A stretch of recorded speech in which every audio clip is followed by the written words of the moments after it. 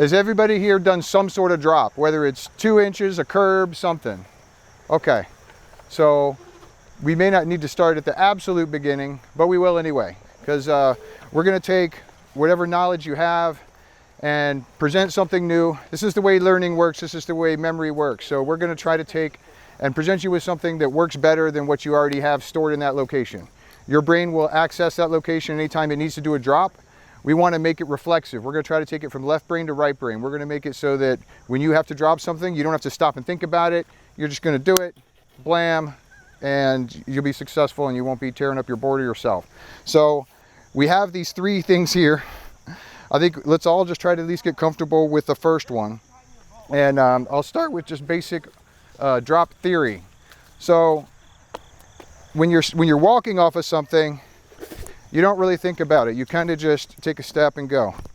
Your balance is pretty much centered right over your body.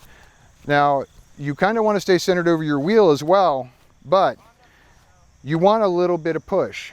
You actually want to go nose down a little bit. With the one wheel, we have the advantage over a skateboard that we have a motor. So we want to use the motor. So as we're passing over the edge of the obstacle, you don't want to be straight. We're talking about optimally. Could it work? Sure. If you're going fast enough, just go straight. But we want to land this every time perfectly, every time. So as you're about to pass over, if you go straight, you're likely to smack tail. If it's high enough, it's going to drop nose. And if you've ever done that, it doesn't feel very good.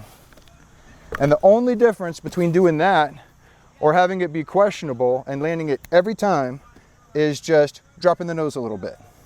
Right as you're about to pass over, drop the nose a little bit. That does 2 things for you. It accelerates the board, which is going to give you a better chance of clearing the tail, and your tail's now at a higher angle, so it's a lot less likely to hit the obstacle.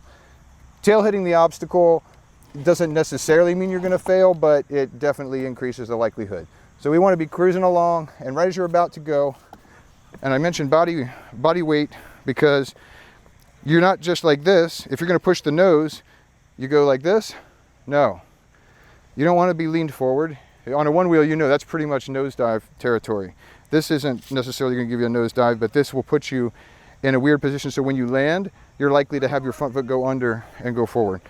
So what you want to do is you want to keep yourself centered over the board, but you do this. You kind of lift your back leg and push your front leg down while staying relatively stable. You're not doing this, you're doing this. It's kind of hard to do with both my feet on the ground, but you'll see what I mean when I do a drop. It may be a little bit hard to see, but if we slow-mo it, you'll see it. I think this may be a little bit intimidating for beginners. This may not be the best place to do this, but as you pass over, drop the nose a little bit, and so hopefully you can kind of see that. Yeah. So you need to have enough speed. I mean, if you really mash the nose, you don't need much speed. I don't know if you've seen me do drops sometimes in tricks where you don't have a lot of space. I can stand on a stump and drop a 3-foot stump that's only this big if I can get balanced on it, because all you need is that pop of the nose. You mash the nose and it'll drop.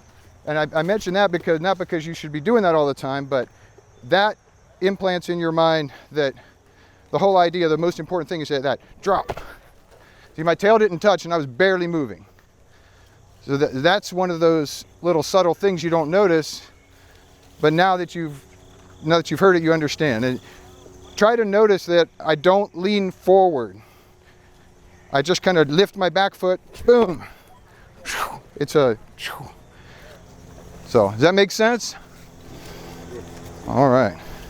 Who wants to try it? I want to try it. Yeah. Let me see how I can copy it. And we'll see if we can find someplace else on the property that's a little better. Yeah. I see what you're saying. Yeah. I see what you're saying with a little shove in the front. You hit it nice and hard. You may have overdone it a little bit, but what that did is that gave you a little distance. You landed way out here. You were a couple feet out here. It just is which is nice. shoving it forward. And you feel it kind of go, right? So your tail was not even close to hitting. He's going to be our crash test dummy. Boom. Yeah. Yeah. Your tail touched a little bit, but you did it a little bit less this time, but just a little bit. Just a little bit. You don't need a whole lot. But if you overdo it, it's not as bad. Like the first one, you overdid it, and you still landed it. It was better than the second one. Yeah, you can go right up to the edge and go, boom. It slipped a little in the mud there, but you get the idea.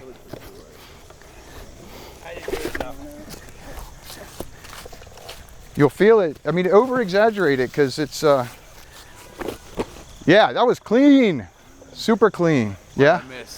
Everything. Oh, next year. Nah, I'm sure it'll repetition always helps. So what I'm showing, the main thing is when you're going over a drop, if you go straight and go fast, that can work. Okay. But you want to clear the tail. You don't want your tail to hit, especially if it's a high drop and your tail hits, your nose will hit the ground, wheels off the ground, it just spins and you fall.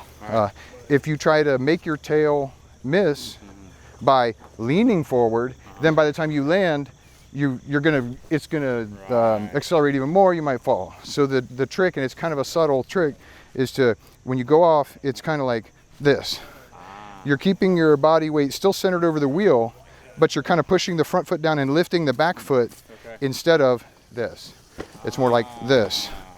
And so, and that little bit of your weight's in the back. Your weight is still pretty much centered over the board, but you've tilted the board without leaning forward. Got it. And so that's kind of a subtle feeling. It's like you're pushing forward, but you're not leaning forward. Now, do you get light on your feet? Yeah, that helps too. Bunny hop, like right before you pop off, right? Yeah, a little more speed would help. But you were light on your feet. That was good. Even though your tail touched, you almost rode it out.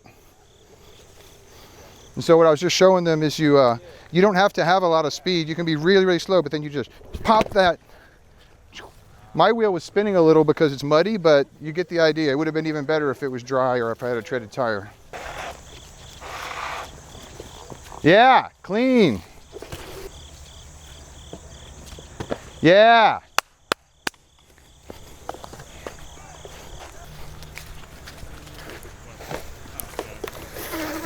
Oh, going for the medium, yeah. Chris, keep your foot all the way in the back. You mean as far as the position on the foot pad? Doesn't really matter. For your rear foot, really doesn't matter. The front foot, I like it somewhat forward, but it really doesn't. As long as you can get the board tilted, it really doesn't matter. So even with fins, you can still get the same effect. Huh? Even with locked in with fins, you can still get the same effect. Yep, I could have my feet all the way up against the fin. It might feel a little bit more awkward because you're a little bit like this, but yeah, when I'm on fins, and I want to do it, yeah. Nice. You know, plus you can also kind of, with fins you can jump it. You know, you could just, you could just jump. Oh yeah? That's sick.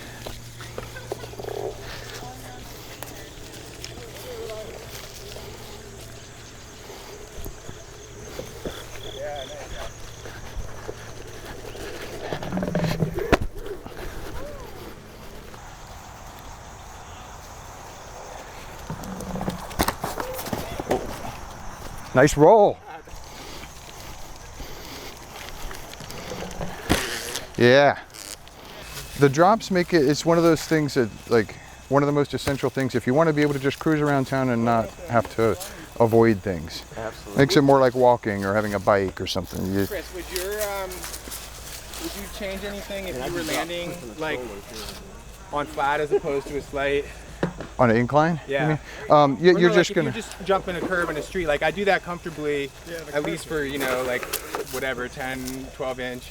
But this felt a little different because I was that like nose down landing. Because of the incline? Yeah, I think I just, as I land, I want a little bit of a inclined position of my feet. Even on flat? No, on an incline. But on flat, no, I'll pop it and then I'm gonna, you pretty much just want your feet relative to each other, the same tilt as the surface you're gonna land on.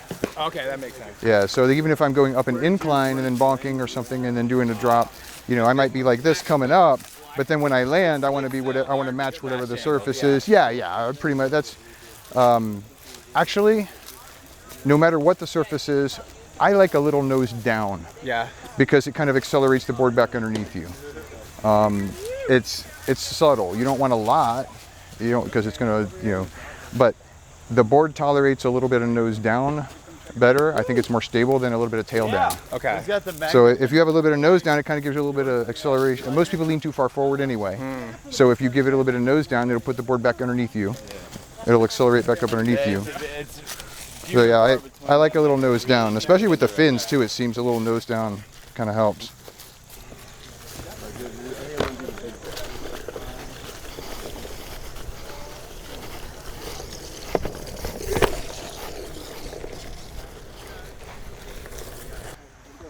Is that what you're trying to do, to give it, like, to go slow and then try to... Yeah! How you do it, baby? That was a medium one, wasn't it? Yeah. She don't play. No, she went at it aggressive and she got it. Yeah. Yeah. Let's have the gloves on. Nicely done. You got it. On the medium too.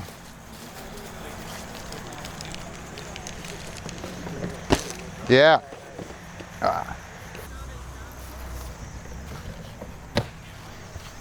For the first one to have that rocky terrain because it, you know, like it. So lumpy approach.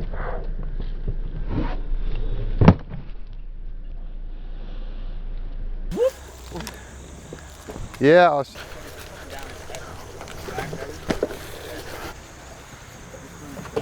Yeah. You get light enough that you're only rotating 30 pounds instead of 30 pounds plus.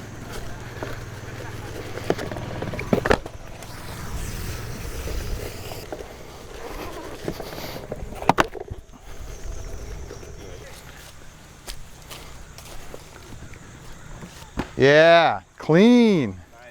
So clean.